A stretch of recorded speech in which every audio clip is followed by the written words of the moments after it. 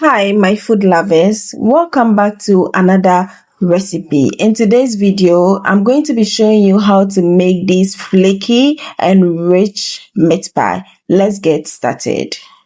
Into a frying pan, we are going to go in with some margarine. You can use butter or vegetable oil if that is what you have available. Now you go in with your corned beef. I'm using corned beef here, but you can use your minced beef to achieve the same result and you are good to go.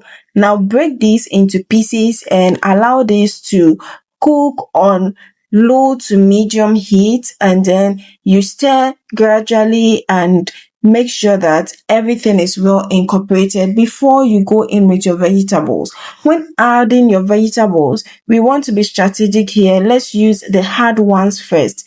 Carrot is hard here, so we want to go in with the carrot. Allow this to simmer for some time, then you add the other vegetables just as you can see on your screens. When preparing your filling, do not rush it. Let it take its time to marry very well with all the ingredients. Now we are going to add some extra spicy here because we want it to be a bit hot. So we are adding pepper, we want taste, so we are adding salt, some flavor. So we are going in with some curry powder. Here you can use any spice or seasoning of your choice. But note, the beef already comes with some salt, so just make sure you manage everything very well. Now we want to thicken this a little, so we are going in with some corn flour and water. Add this to your mixture just like this. Stir it and allow everything to come together. This is going to make our filling more thick and it's going to make it juicy. It's not going to be dry. Everything will be moist and it will bring everything, the beef, the vegetables together. Now you are going to allow this to simmer for a few minutes and it should be ready. Now we are going to set this aside and we'll go ahead to start preparing for our crust, which we'll be using for the pie. Into a bowl, we want to go in with some pastry flour or soft flour. Let's add our baking powder. Baking powder is not really a necessity here. You can choose to do with it or without it. So just add that. You can go in with some nutmeg at this stage, but I want to use other flavors, and they are liquid, so I want to go in with the margarine first. You can use butter if that is what you prefer, but I'm using margarine in this video. I'm adding a reasonable amount, and here I want to show you the tips to getting the flaky and rich pie.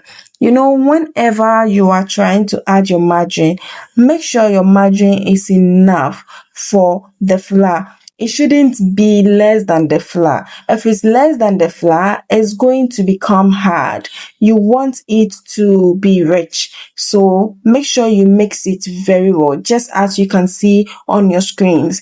Put your hand under it and then bring everything up. That way the white one comes on top and then you are able to mix everything very well. After you mix everything together, at this stage, I would say that it's fine. You can go ahead and then continue without adding any more margarine.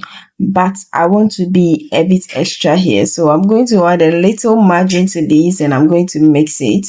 It's fine if you stop from the first or the previous one. That's okay. You are going to get a very good result. So now you mix everything together and you can see that we don't have any white flour. Everything is well coated with the margarine and you should achieve something just like this. You should be able to bring it together. Now I'm adding my flavor of choice, and this is some vanilla and then some pineapple flavor as well. I'll then go ahead and add my water. You can add milk here instead of water, but I'm going in with water. Make sure to add your water gradually.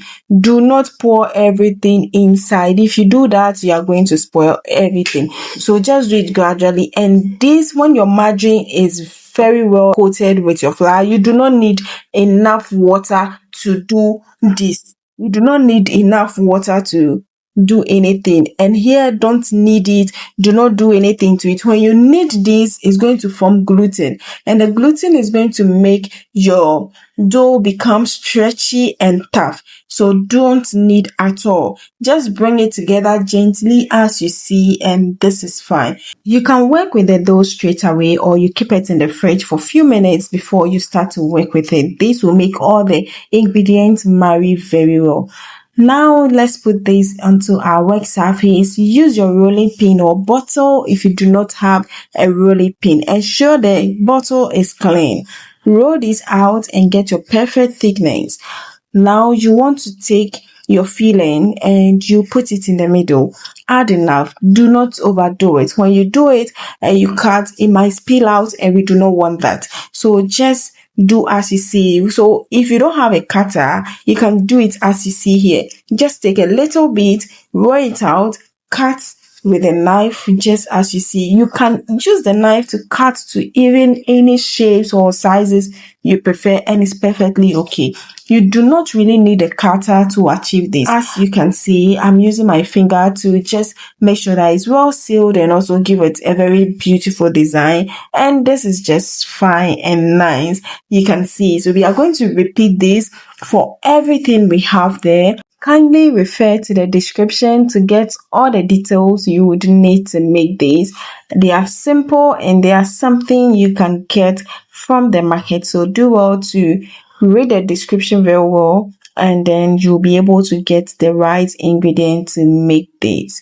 Make sure you have greased your pan, your baking pan, with some margarine or flour, or even if you have baking paper, you can go ahead and line in your baking tray with that. And of course, we are going to arrange the pie on it before we put in the oven. While you are at it, make sure you have preheated, or you are preheating your oven. That way everything gets done so quickly. Now let's get some egg wash and brush it over this just as you see on your screens. So egg wash is mainly some egg mixed with water or egg mixed with some milk. You can even use the egg like that. This is going to give the pie that golden brown finish. And yes, that's exactly what we want to have.